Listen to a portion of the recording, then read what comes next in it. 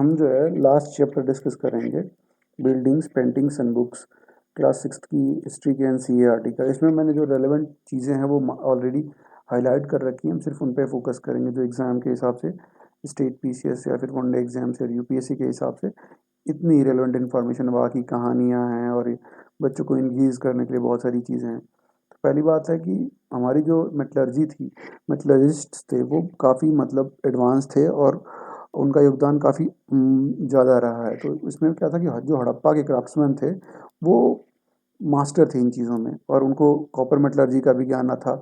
यहाँ तक कि वो ब्रॉन्ज भी बनाना चाहते थे। जो ब्रॉन्ज बनता है वो कॉपर और टिन को मिक्स करके बनता है। फिर आगे चल के और भी इन चीज़ों में एडवांसमेंट आता गया। जो आयरन पिलर है मेहरौली का, वो 7.2 मीटर हाई है। ये स्टेट पीसीएस के लिए रेलेवेंट है कि पूछा जा सकता है कितना हाई है। और ये कैसे पता चलता है कि वो कितना पुराना है, तो ये उस पे चंद्र इंस्क्राइब करा गया है, जिससे एक अंदाज़ा लगाया जाता है कि ये चंद्रगुप्त के समय पे रहा होगा, करीब 1500 साल पहले। तो उसके बाद क्या है कि फिर जो स्तूपा होता है, तो स्तूपा में क्या होता है, एक माउंड होता है जिसके अंदर बहुत सारी चीज़ें होती हैं, जिसमें खास करके बुद्ध के से रिलेटेड चीज़ें, जैसे उनके दांत हुए, बोन्स हुई, या ऐसे ऐसा कुछ कुछ रखा जाता है और उसके ऊपर से फिर बहुत बड़ा स्ट्रक्चर बनाया जाता है। जो ये बॉक्स होती है जिसमें कि बुद्धा की सारी चीज़ें रखी जाती है, उसको रेलिक कास्केट कहते हैं।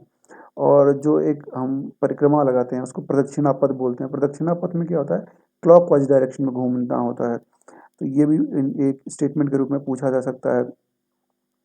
और जो स्तूपा है, जैसे सांची का ये स्तूप है, सांची मध्य प्रदेश का स्तूप है ये।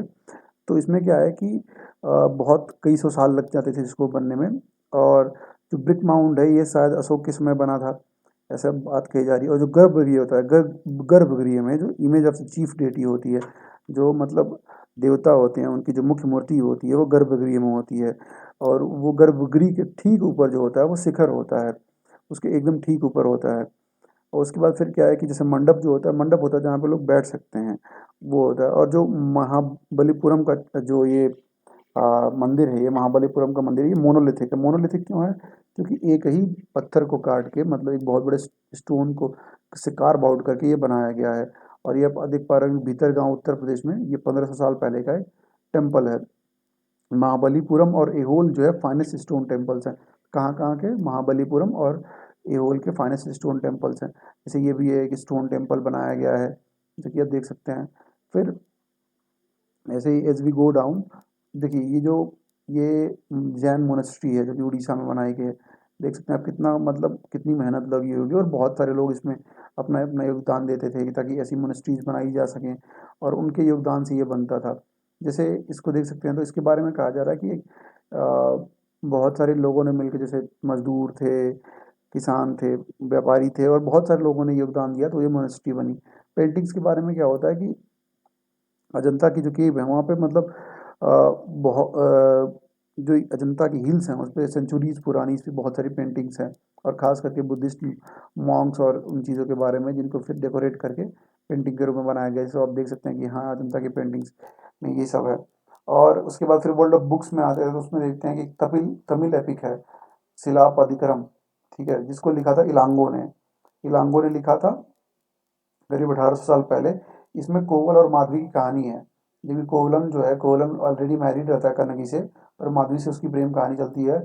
और जब उसको सजा सजा दी जाती है कोवलन को, तो कनगी पूरा सब कुछ डिस्ट्रॉय कर देती है, पूरी इंटायर सिटी ऑफ मदुरई को बर्बाद कर देती है, उसके बारे में है। ऐसे ही उसको आगे ले जाके फिर एक और है, मनी मणिमेकलई, इसको सत्यनारायण ने लिखा था। ये फिर डॉटर ऑफ कोवलन और माधवी के बारे में ये कहानी है। ऐसी बहुत सारी कहानी जो पुरानाज है, वो स्टोरीज होती हैं भगवान देवी देवताओं के बारे में।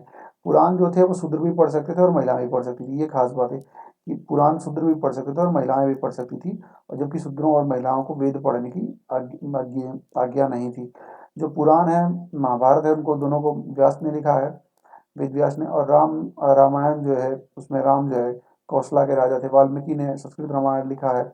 जातक जो है और पंचतंत्र जो है वो आम आदमी की कहानियां हैं। और जो कि स्तूपाज और पेंटिंग्स जो है रेलिंग्स की अजंता में, उनमें इन चीज़ों का थोड़ा थोड़ा थोड़ा मेंशन मिल जाता है।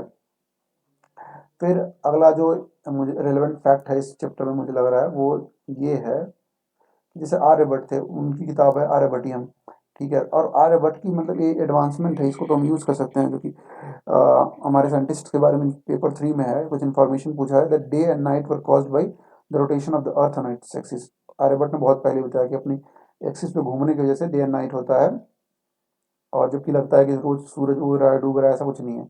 उन्होंने फिर जो ग्रहण लगते हैं उनके बारे में भी एक वैज्ञानिक एक्सप्लेनेशन दिया था, और उन्होंने जो सर्कम्फरेंस ऑफ सर्किल है वो तभी फाइंड कर दिया था, जो आज भी मतलब बहुत क्लोज है। तो आयुर्वेद में कौन कौन है? आयुर्वेद में पहले चरक थे, एक फर्स्ट से सेकंड सेंचुरी में, और सुश्रुत थे चौथी सेंचुरी में।